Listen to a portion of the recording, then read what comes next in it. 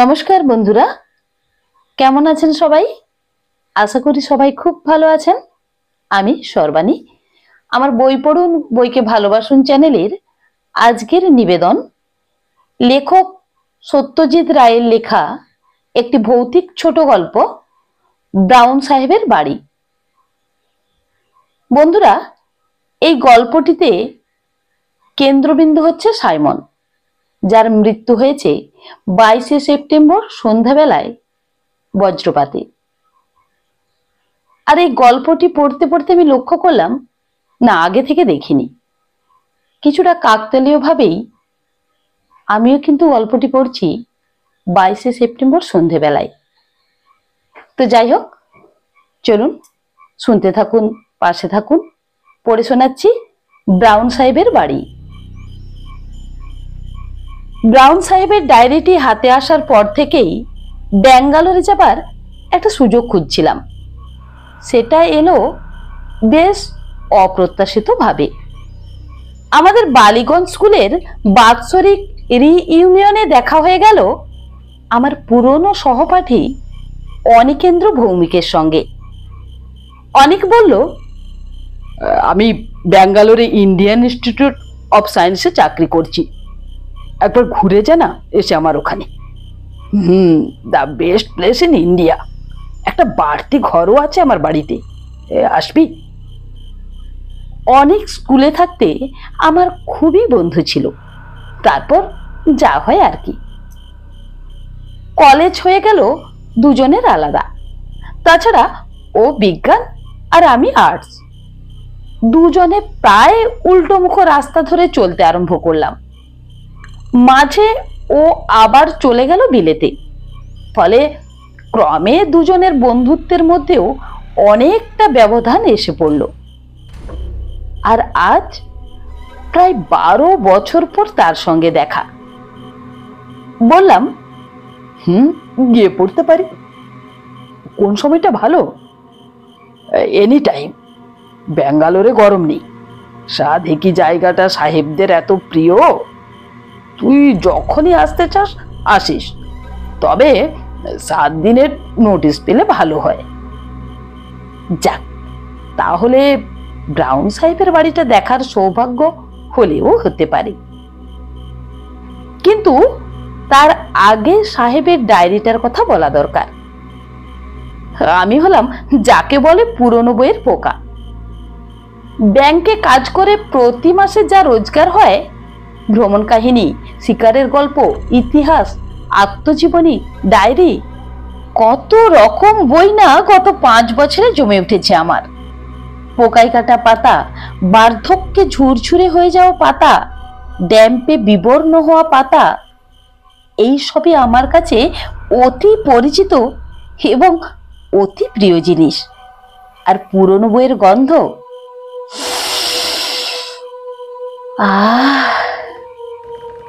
এর জুড়ি নেই। অগরু কস্তুরী, গোলাপ হাসনুহানা, মাই ফরাসি সেরা পারফিউমের সুবাস, এই দুটো গন্ধর কাছে হার মেনে যায়। এই পুরনো বই কেনাই আমার একমাত্র নেশা। আর পুরনো বই কিনতে গিয়েই পাওয়া ব্রাউন সাহেবের ডায়েরিটা। বলে রাখি, এর ডায়েরি একেবারে খাগের কলমে লেখা আসল ডায়েরি। লাল চামড়ায় বাঁধানো 350 পাতা রুল টানা খাতা, 6 ইঞ্চি বাই 4.5 ইঞ্চি, মলাটের চারপাশে সোনার জলের নকশা করা বর্ডার, তার মাঝখানে সোনার ছাপার অক্ষরে লেখা সাহেবের নাম, জন মিডলটন ব্রাউন। মলাট খুললে প্রথম পাতায় সাহেবের নিজের হাতে নাম সই, তার নিচে সাহেবের ঠিকানা, Evergreen Lodge, Fraser Town, Bangalore. আর তার নিচে জানুয়ারি 1858। অর্থাৎ এ ডায়েরির বয়স হলো 113। এই ব্রাউন সাহেবের নাম লেখা অন্য আরো খানকতক বইয়ের সঙ্গে ছিল এই লাল চামড়ায় বাঁধানো খাতাটা। নাম করা বইয়ের তুলনায় দাম খুবই কম। মকবুল চাইল 20, আমি বললাম 10। শেষটায় 12 টাকার বিনিময়ে বইটা আমার সম্পত্তি হয়ে গেল। এই ব্রাউন যদি নামকরা কেউ হতেন তাহলে এই বইয়ের দাম 1000 টাকা হতে পারত। ডায়েরিটাতে তখনকার দিনে ভারতবর্ষে সাহেবদের দৈনন্দিন জীবনের বাইরে আর কিছু জানতে পাবো এমন আশা করিনি। সত্যি বলতে কি, প্রথম শখানেক পাতা পড়ে তার বেশি পায়ও নি। ব্রাউন সাহেবের পেশা ছিল স্কুল মাস্টারি। ব্যাঙ্গালোরের কোনো একটা স্কুলে শিক্ষকতা করতেন। সাহেব নিজের কথাই বেশি বলেছেন। মাঝে মাঝে ব্যাঙ্গালোর শহরের বর্ণনা করেছেন। এক জায়গায় তখনকার বড়লাটের গিন্নি লেডি ক্যানিং এর ব্যাঙ্গালোর আসার ঘটনাও বলেছেন। ব্যাঙ্গালোরের ফুল ফল গাছপালা ও তার নিজের বাগানের কথা বলেছেন। এক এক জায়গায় আবার ইংল্যান্ডের সাকসেস অঞ্চলে তার পৈতৃক বাড়ি আর তার পিছনে ফেলে আসা আত্মীয় স্বজনের কথাও বলেছেন। তার স্ত্রী এলিজাবেথের উল্লেখও আছে, তবে স্ত্রীটি কয়েক বছর আগেই মারা গিয়েছিলেন। সবচেয়ে ইন্টারেস্টিং ব্যাপার হচ্ছে সাইমন নামে কোনো এক ব্যক্তির বারংবার উল্লেখ। এই সাইমন যে কে ছিলেন, তার ছেলে না ভাই না ভাগ্নে না বন্ধু না কি, সেটা বোঝার কোনো উপায় ডায়েরিতে নেই। তবে সাইমনের প্রতি ব্রাউন সাহেবের যে একটা গভীর টান ছিল সেটা বুঝতে কোনো অসুবিধা হয় না। সাইমনের বুদ্ধি, সাইমনের সাহস, সাইমনের রাগ, অভিমান, দুষ্টুমি, খামখেয়ালিপনা ইত্যাদির কথা বারবার আছে ডায়েরিটাতে। সাইমন অমুক চেয়ারটায় বসতে ভালোবাসে, আজ সাইমনের শরীরটা ভালো নেই, সাইমনকে আজ সারা দিন দেখতে পাইনি বলে মন খারাপ।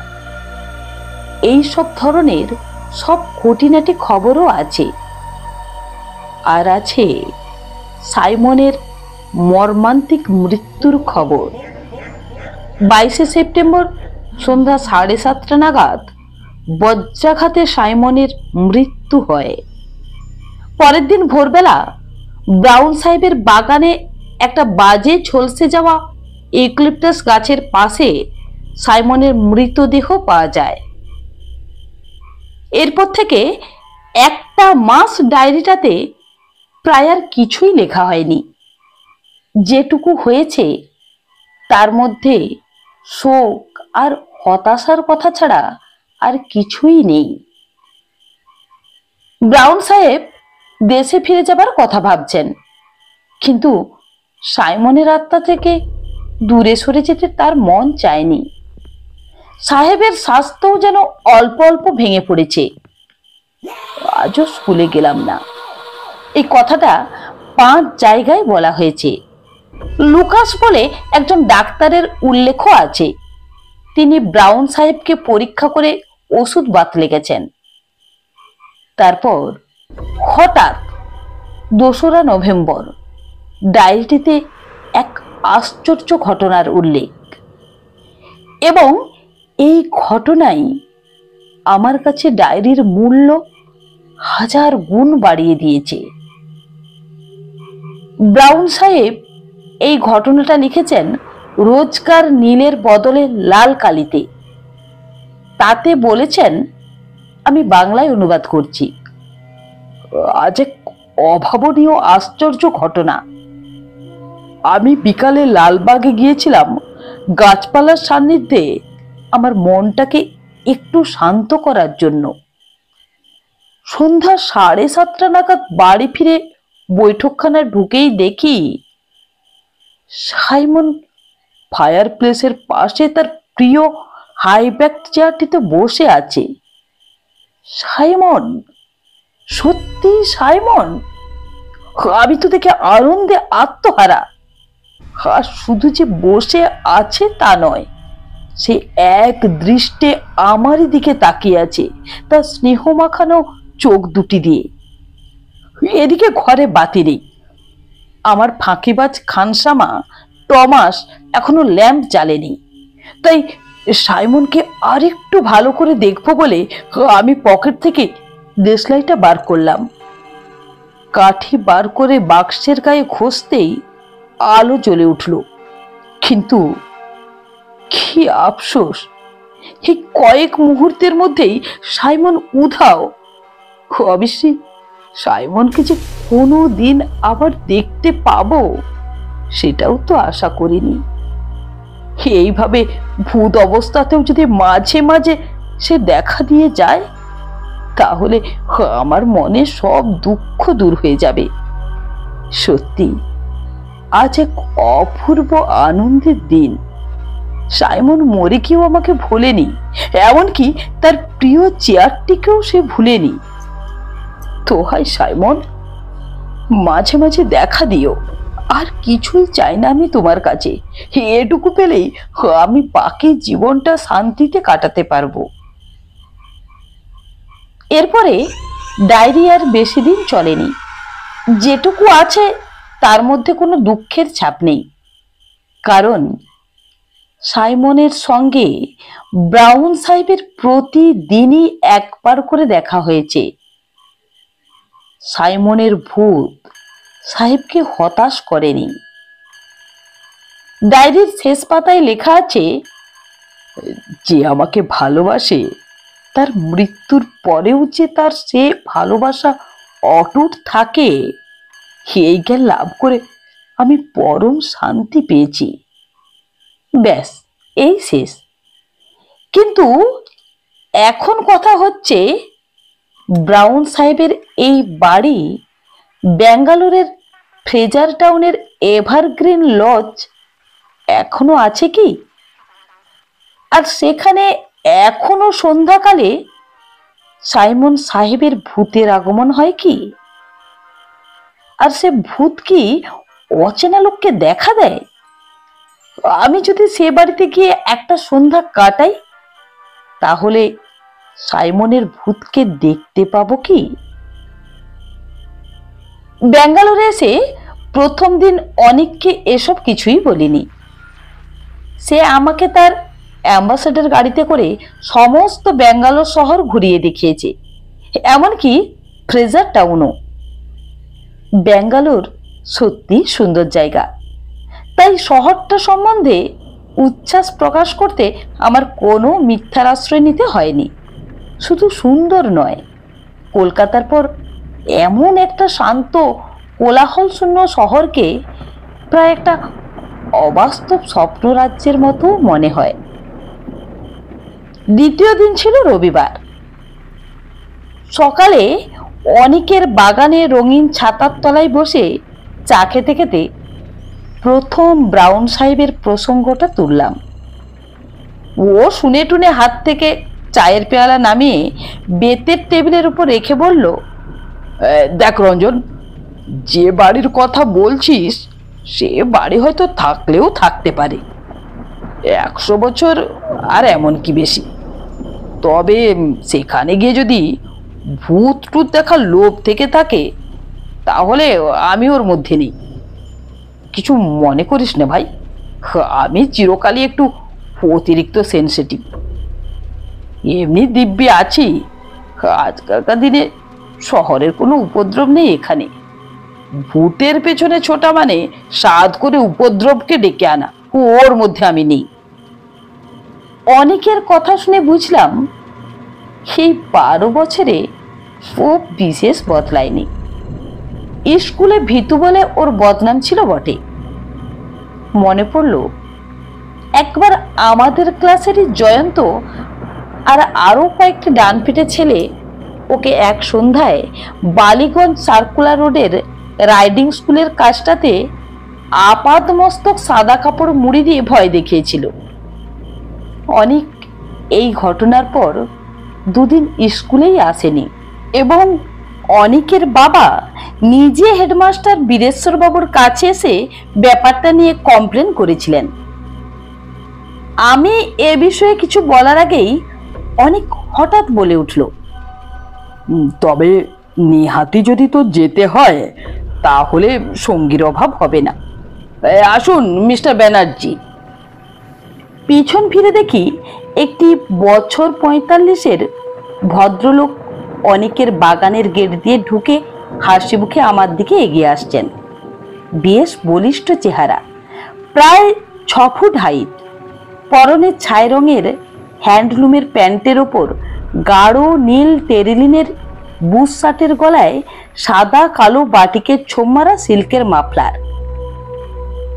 অনেক পরিচয় করিয়ে দিল। আমার বন্ধু Ranjan Sengupta, mister Rishikesh Banerjee.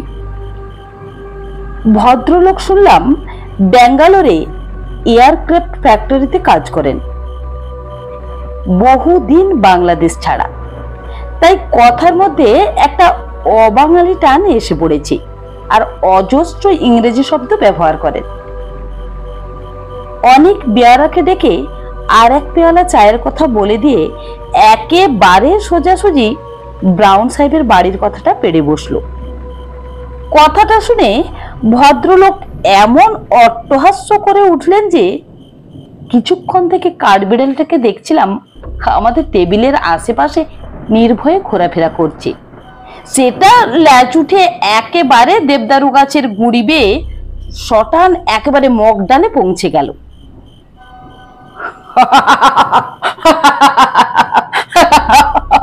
Ghost? Ghost? You seriously believe in ghost? আজকের দিনে, আজকের যুগে? আমি আমতা আমতা করে বললাম, একটা কৌতূহল থাকতে ক্ষতি কি? এমনও তো হতে পারে যে ভূতেরও একটা বৈজ্ঞানিক ব্যাখ্যা আছে, যেটা 10 বছরের মধ্যে জানা যাবে। ব্যানার্জির হাসি তবুও থামে না। লক্ষ্য করলাম ভদ্রলোকের দাঁতগুলো ভারী ঝকঝকে ও মজবুত। অনেক বলল, যাই হোক মিস্টার ব্যানার্জি, ঘোস্ট আর নো ঘোস্ট এমন বাড়ি যদি একটা থেকেই থাকে, আর রঞ্জনের যদি একটা উদ্ভট খেয়ালি হয়ে থাকে, একটা সন্ধেবেলা ওকে নিয়ে খানিক সময়ের জন্য ও বাড়িতে কাটিয়ে আসতে পারেন কিনা সেইটে বলুন। ও কলকাতা থেকে এসেছে, আমার গেস্ট, ওকে তো আর আমি একা যেতে দিতে পারি না সেখানে। আর সত্যি বলতে কি, আমি নিজে মানুষটা একটু অতিরিক্ত, যাকে বলে সাবধানী। আমি যদি নিয়ে যাই তাহলে বোধহয় ওর সুবিধের চেয়ে অসুবিধেই হবে বেশি। মিস্টার ব্যানার্জি তার শার্টের পকেট থেকে একটা বাঁকা পাইপ বার করে তার মধ্যে তামা গুঁজতে গুঁজতে বললেন, আমার আপত্তি নেই, তবে আমি যেতে পারি কেবল একটা কন্ডিশনে। আমি শুধু একজনকে নেব না, দুজনকেই নেব। কথাটা শেষ করে ব্যানার্জি আবার হাসলেন।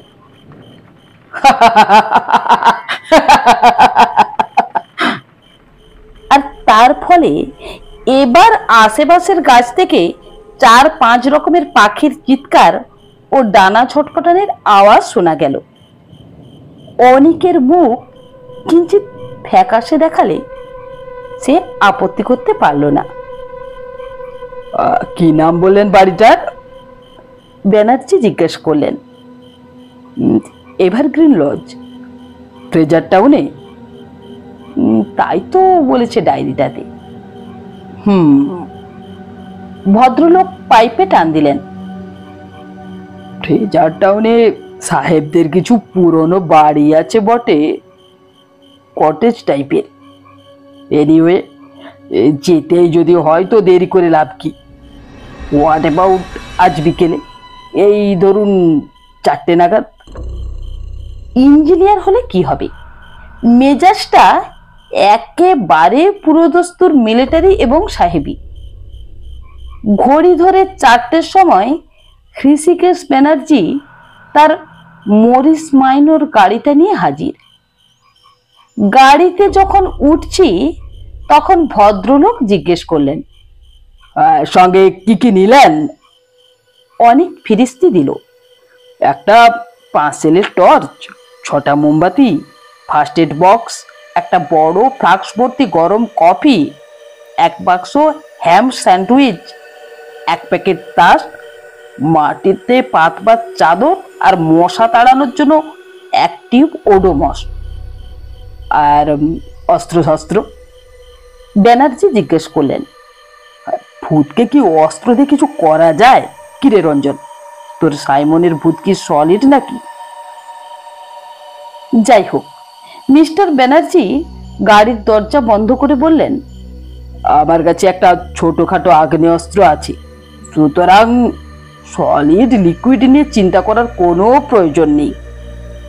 গাড়ি ছাড়ার পর ব্যানার্জি বললেন, এভারগ্রিন লজের ব্যাপারটা একেবারে কাল্পনিক নয়।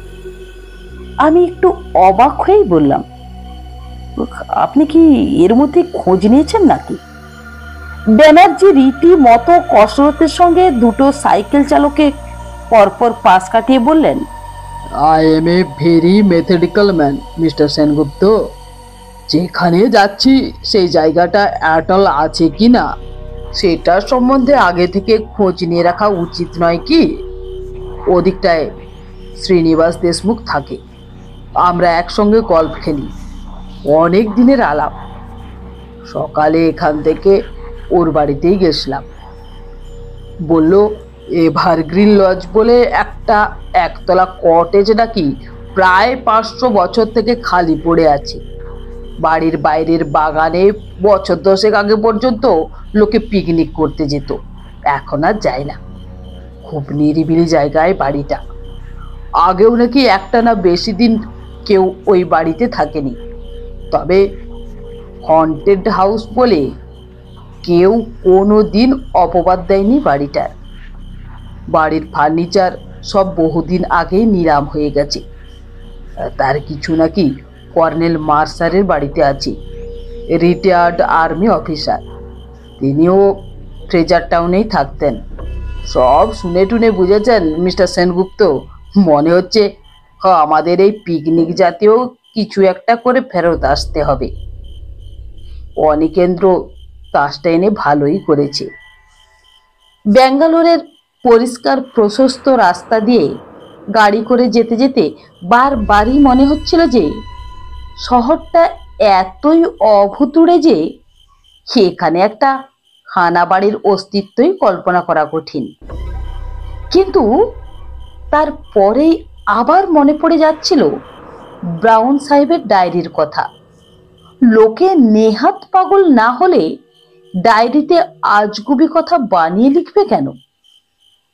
সাইমনের ভূত ব্রাউন নিজে দেখেছেন, একবার নয় অনেকবার। সে ভূত কি আমাদের জন্য একবার দেখা দেবে না? বিলেত আমি যাইনি, কিন্তু বিলেতের কটেজের ছবি বইয়ের পাতায় ঢের দেখেছি। এভারগ্রিন লজের সামনে দাঁড়িয়ে মনে হলো সত্যিই যেন ইংল্যান্ডের কোনো গ্রামাঞ্চলের একটা পুরনো পরিত্যক্ত বাড়ির সামনে এসে পড়েছি। কটেজের সামনে ছিল বাগান, সেখানে ফুলের কেয়ারির বদলে এখন শুধু ঘাস আর আগাছা। একটা ছোট্ট কাঠের গেট, সেই গেটের গায়ে একটা ফলকে খোদাই করে এখনো লেখা রয়েছে বাড়ির নামটা। তবে হয়তো কোনো চড়ুই ভাতির দলেরই কেউ রসিকতা করে এভারগ্রিন কথাটার আগে একটা এন জুড়ে দিয়ে সেটাকে নেভারগ্রিন করে দিয়েছে।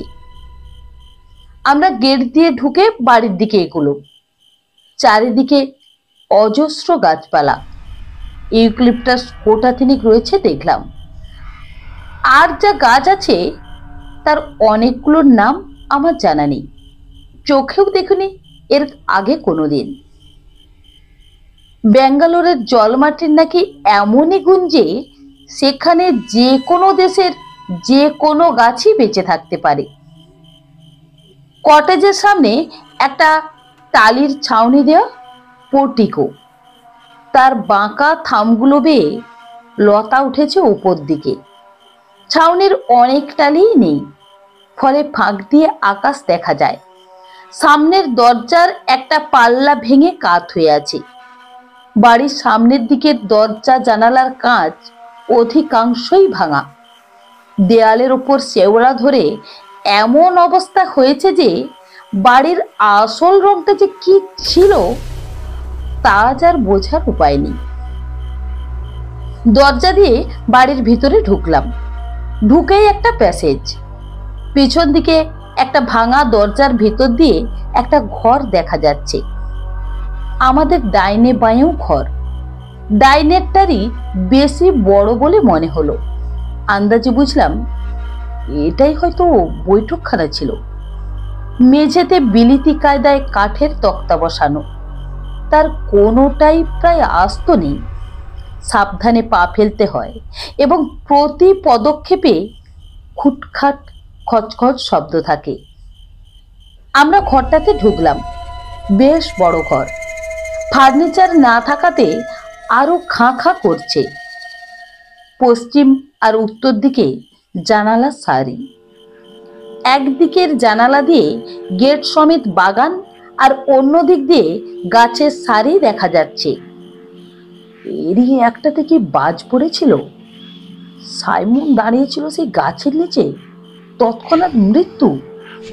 ভাবতে গাটা ছমছম করে উঠল। এবারে দক্ষিণ দিকের জানালাবিহীন দেয়ালের দিকে চাইলাম। বাঁ কোণে ফায়ার প্লেস। এই ফায়ার প্লেসের পাশেই ছিল সাইমনের প্রিয় চেয়ারখানা। ঘরের সিলিংয়ের দিকে চাইতেই চোখে পড়ল ঝুল আর মাকড়সার জাল। এককালের সুদৃশ্য এভারগ্রিন লজের অবস্থা এখন খুবই শোচনীয়। মিস্টার ব্যানার্জি প্রথম দিকে লা লা করে বিলিতি সুর ভাঁজছিলেন, এখন নতুন করে পাইপ ধরিয়ে বললেন, কি খেলা আসে আপনাদের? ব্রিজ না পোকার না রামি? অনেক হাতের জিনিসপত্র মেঝেতে সাজিয়ে চাদরটা বিছিয়ে মাটিতে বসতে যাচ্ছিল। এমন সময় একটা শব্দ কানে এলো। অন্য কোনো ঘরে কেউ জুতো পায়ে হাঁটছে। অনেকের দিকে চেয়ে দেখলাম সে ফ্যাকাশে হয়ে গেছে। পায়ের শব্দটা থামলো। মিস্টার ব্যানার্জি হঠাৎ মুখ থেকে পাইপটা নামিয়ে নিয়ে বাজখাই গলায় চেঁচিয়ে উঠলেন, ইজ এনিবডি দেয়ার? সঙ্গে সঙ্গে আমরা তিনজনে প্যাসেজের দিকে এগোলাম। অনেক আলতো করে আমার কোটের আস্তানাটা ধরে নিয়েছে। এবার জুতোর শব্দটা আবার শুরু করলো। আমরা বাইরের প্যাসেজের গিয়ে পড়তেই ডান দিকের ঘরটা থেকে একটি ভদ্রলোক বেরিয়ে এসে সামনে আমাদের দেখে থমকে দাঁড়িয়ে পড়লেন। লোকটি ভারতীয়, মুখ ভর্তি খোঁচা খোঁচা দাড়ি কোফের সত্ত্বেও ইনি যে ভদ্রলোক এবং শিক্ষিত তাতে কোনো সন্দেহ নেই। ভদ্রলোক বললেন, হ্যালো। আমরা কি বলবো ঠিক বুঝতে পারছি না। এমন সময় আগন্তুক নিজেই আমাদের কৌতূহল নিবৃত্ত করলেন।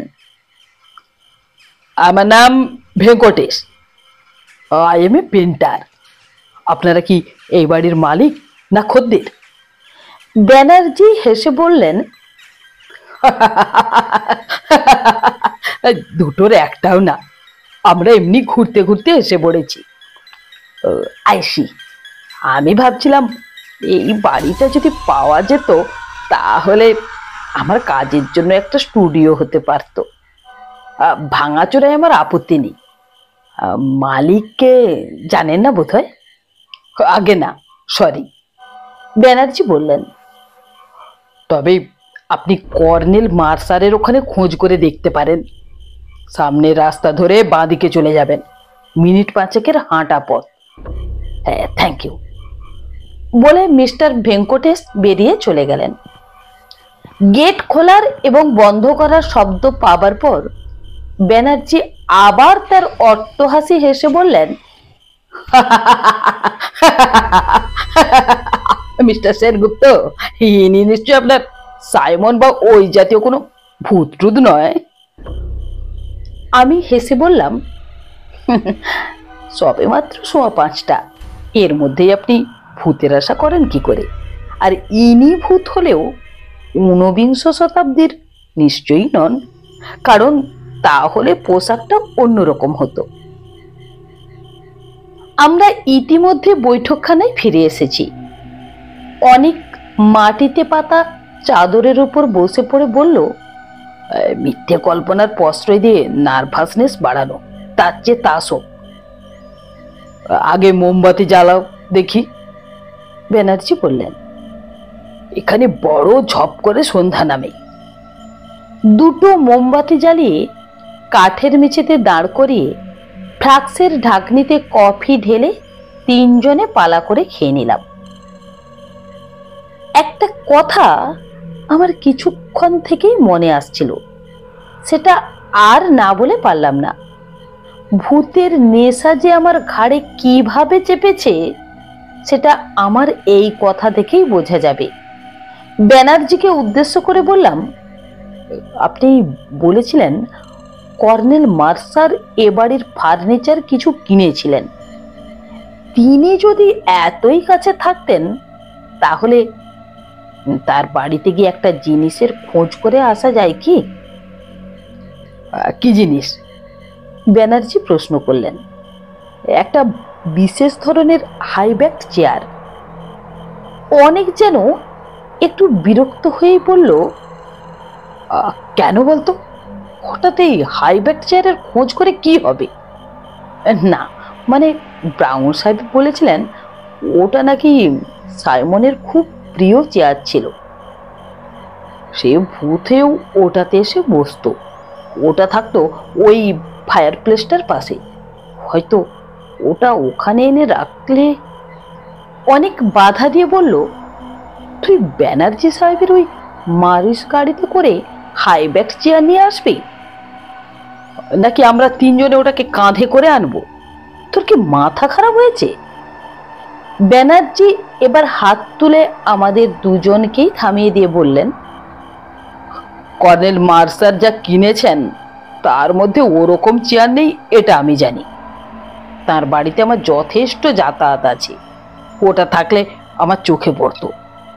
আমি যতদূর জানি উনি কিনেছিলেন দুটো বেককেস, দুটো অয়েল পেন্টিং, খান কতক ফুলদানি আর সেলফে সাজিয়ে রাখার জন্য গুটি কতক শখের জিনিস, যাকে আর্ট অবজেক্টস বলে। আমি দমে গেলাম। অনেক তাস পার করে সাফল করতে আরম্ভ করেছে। ব্যানার্জি বললেন, রামি হোক, আর এসব খেলা জমে ভালো যদি পয়সা দিয়ে খেলা যায়। আপনাদের আপত্তি আছে কি? বললাম, মোটেই না, তবে আমি ব্যাংকে সামান্য চাকুরি, বেশি হারাবার সামর্থ্য আমার নেই। বাইরে দিনের আলো ম্লান হয়ে এসেছে। আমরা খেলায় মন দিলাম। আমার তাসের ভাগ্য কোনো দিনই ভালো না। আজও তার ব্যতিক্রম লক্ষ্য করলাম না। আমি জানি অনেক মনে মনে নার্ভাস হয়ে আছে, সুতরাং সে জিতলে পরে আমি অন্তত একটু নিশ্চিন্ত হতাম। কিন্তু তারও কোনো লক্ষণ দেখলাম না। কপাল ভালো একমাত্র মিস্টার ব্যানার্জির। গুনগুন করে বিলিতি সুর ভাঁজছেন আর দানের পর দান জিতে চলেছেন। খেলতে খেলতে নিস্তব্ধতার মধ্যে একবার একটা বিড়ালের ডাক শুনলাম। তার ফলে আমার মনটা আরো একটু দমে গেল। খানা বাড়িতে বিড়ালেরও থাকা উচিত নয়। কথাটা বলাতে ব্যানার্জি হেসে বললেন, but it was A black cat. ওই প্যাসেজ দিয়ে হেঁটে গেল। ব্ল্যাক ক্যাট তো ভূতের সঙ্গে যায় ভালোই, তাই না? খেলা চলতে থাকলো। বেশ কিছুক্ষণের জন্য একবার মাত্র একটা অজানা পাখির কর্কশ ডাক ছাড়া আর কোনো শব্দ, দৃশ্য বা ঘটনা আমাদের একাগ্রতায় বাধা পড়তে দেয়নি। ঘড়িতে 6:30। বাইরে আলো নেই বললেই চলে। আমি একটু ভালো তাস পেয়ে পরপর দুবার জিতেছি, আর এক রাউন্ড রামি হয়ে গেছে ইতিমধ্যে। এমন সময় হঠাৎ অস্বাভাবিক শব্দ কানে এলো। কে যেন বাইরের দরজায় টোকা মারছে। আমাদের তিনজনেরই হাত তাসশুদ্ধ নিচে নেমে এলো। টক টক টক টক। অনেক এবার আরো ফ্যাকাশে। আমার বুকের ভিতরেও মৃদু কম্পন শুরু হয়েছে। কিন্তু ব্যানার্জি দেখলাম সত্যি ঘাবড়াবার লোক নয়। হঠাৎ নিস্তব্ধতা ভেদ করে তার বাজখাই গলায় চেঁচিয়ে উঠলেন, হয়েছে। আবার দরজায় টোকা। ব্যানার্জি তদন্ত করার জন্য তড়াক করে উঠে পড়লেন। আমি খপ করে ভদ্রলোকের প্যান্টটা ধরে চাপা গলায় বললাম, একা যাবেন না। তিনজনে একসঙ্গে ঘর থেকে বেরালাম। প্যাসেজে এসে বাঁ দিকে চাইতেই দেখলাম দরজার বাইরে একজন লোক দাঁড়িয়ে আছে। তার পরনে স্যুট ও হাতে একটা লাঠি। অন্ধকারে তাকে চেনার কোনো উপায় নেই। অনেক আবার আমার আস্তিন চেপে ধরল, এবার আরো জোরে। ওর অবস্থা দেখে বোধহয় আমার মনে আপনা থেকেই একটা সাহসের ভাব এলো।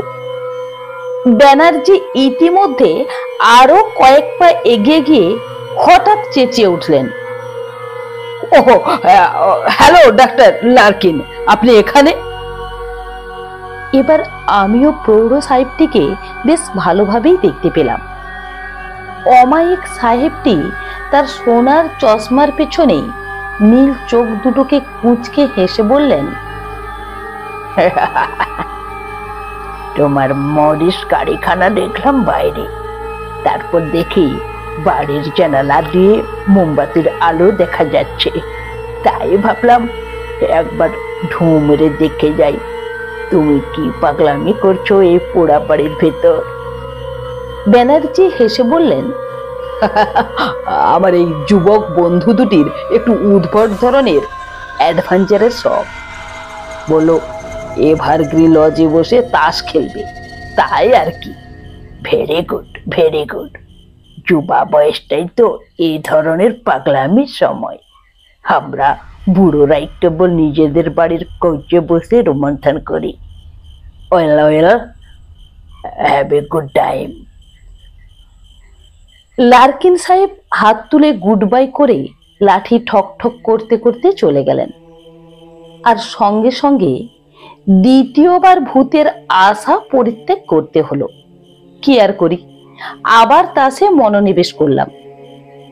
প্রথম দিকে প্রায় 4.5 টাকার মতো হারছিলাম। গত আধ ঘন্টায় তার খানিকটা ফিরে পেয়েছি।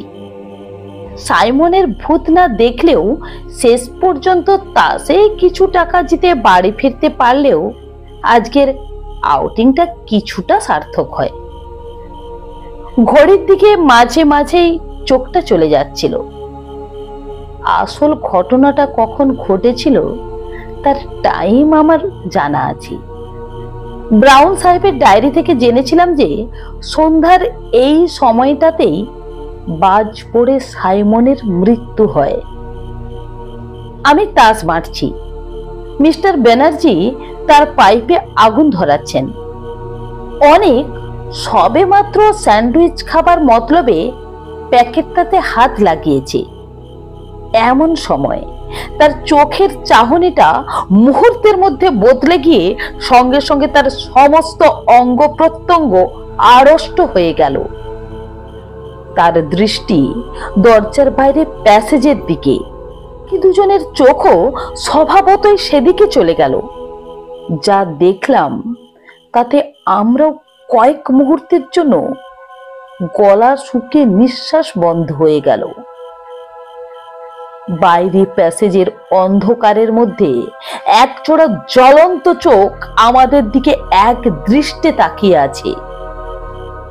ফসফরাসের মতো ফিকে সবুজ আর হলদে মেশানো একটা আভা এই নিষ্পলক চাহনিতে। মিস্টার ব্যানার্জির ডান হাতটা ধীরে ধীরে তার কোটের ভেস্ট পকেটের দিকে চলে গেল, আর ঠিক সেই মুহূর্তে যেন ম্যাজিকের মতো আমার কাছে ব্যাপারটা জলের মতো পরিষ্কার হয়ে গিয়ে আমার মন থেকে সমস্ত ভয় দূর করে দিল। বললাম, আপনার পিস্তলের দরকার নেই মশাই, এটা সেই কালো বিড়ালটা। আমার কথায় অনেকও যেন ভরসা পেল। ব্যানার্জি পকেট থেকে তার হাত বার করে এনে চাপা গলায় বললেন, হাউ রিডিকুলাস। এবার জ্বলন্ত চোখ দুটো আমাদের ঘরের দিকে এগিয়ে এলো। চৌকাঠ পেরোতেই মোমবাতির আলোতে প্রমাণ হলো আমার কথা, এটা সেই কালো বিড়ালটাই বটে। চৌকাঠ পেরিয়ে বিড়ালটা বাঁদিকে ঘুরলো। আমাদের দৃষ্টি তার সঙ্গে সঙ্গে ঘুরছে, তাকে অনুসরণ করছে। এবারে আমাদের তিনজনের গলা দিয়ে একসঙ্গে একটাই শব্দ বেরিয়ে পড়ল। আচমকা বিস্ময়ের ফলে যে শব্দ আপনা থেকেই মানুষের মুখ থেকে বেরোয়, এ সেই শব্দ। এই শব্দের কারণ আর কিছুই না, আমরা যতক্ষণ তন্ময় হয়ে তাস খেলছি তারই ফাঁকে কিভাবে কোত্থেকে জানি একটা গাঢ় লাল মখমলে মোড়া হাই ব্যাক চেয়ার এসে ফায়ার প্লেসের পাশে তার জায়গা করে নিয়েছে। অমাবস্যার রাতের অন্ধকারের মতো কালো বিড়ালটা চেয়ারটার দিকে নিঃশব্দে এগিয়ে গেল।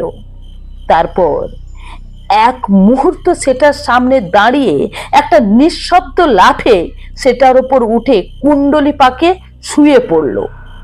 আর সেই মুহূর্তে একটা অদ্ভুত শব্দ শুনে আমার রক্ত হিম হয়ে গেল।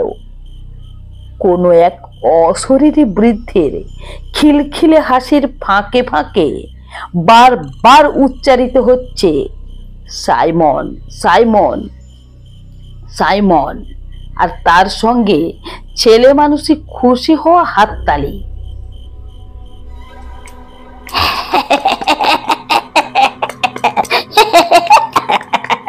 Simon Simon Simon Simon. একটা আর্তনাদ শুনে বুঝলাম অনেক অজ্ঞান হয়ে গেছে। আর মিস্টার ব্যানার্জি তিনি অনেককে কোলপাঁজা করে তুলে ঊর্ধ্বশ্বাসে প্যাসেজ দিয়ে দরজার দিকে ছুটছেন। আমিও আর থাকতে পারলাম না। তাস, মোমবাতি, ফ্লাক্স, চাদর, স্যান্ডউইচ সব পড়ে রইল। দরজা পেরিয়ে মাঠ, মাঠ পেরিয়ে গেট, গেট পেরিয়ে ব্যানার্জি মরিস মাইনর। ভাগ্যে ব্যাঙ্গালোরের রাস্তায় লোক চলাচল কম, নইলে আজ একটি মাত্র পাগলা গাড়ির পাগলা ছুটে কটা লোক জখম হতে পারত তা ভাবলেও গায়ে কাঁটা দেয়। অনেকের জ্ঞান গাড়িতেই ফিরে এসেছিল, কিন্তু তার মুখে কোনো কথা নেই। প্রথম কথা বললেন মিস্টার ব্যানার্জি। অনেকের বেয়ারার হাত থেকে ব্রান্ডির গ্লাসটা ছিনিয়ে নিয়ে এক ঢোকে অর্ধেকটা নামিয়ে দিয়ে ঘর ঘরে চাপা গলায় বলে উঠলেন, সাইমন ওয়াচ এ ক্যাট। আমার নিজেরও কিছু বলার অবস্থা নেই, কিন্তু আমার মন তার কথায় সায় দিল। সত্যি ব্রাউন সাহেবের বুদ্ধিমান, খামখেয়ালি, অভিমানী, অনুগত আদরের সাইমন, যার মৃত্যু বচ্চাখাতে আজ থেকে 113 বছর আগে, সেই সাইমন ছিল আমাদের আজকের দেখা একটি পোষা কালো বিড়াল। বন্ধুরা, আমার এই গল্প পাঠ যদি আপনাদের ভালো লেগে থাকে তাহলে আমার গল্পটিতে একটি লাইক দিয়ে আমার চ্যানেলটি সাবস্ক্রাইব করে আমার সঙ্গে থাকার অনুরোধ রইল। নমস্কার।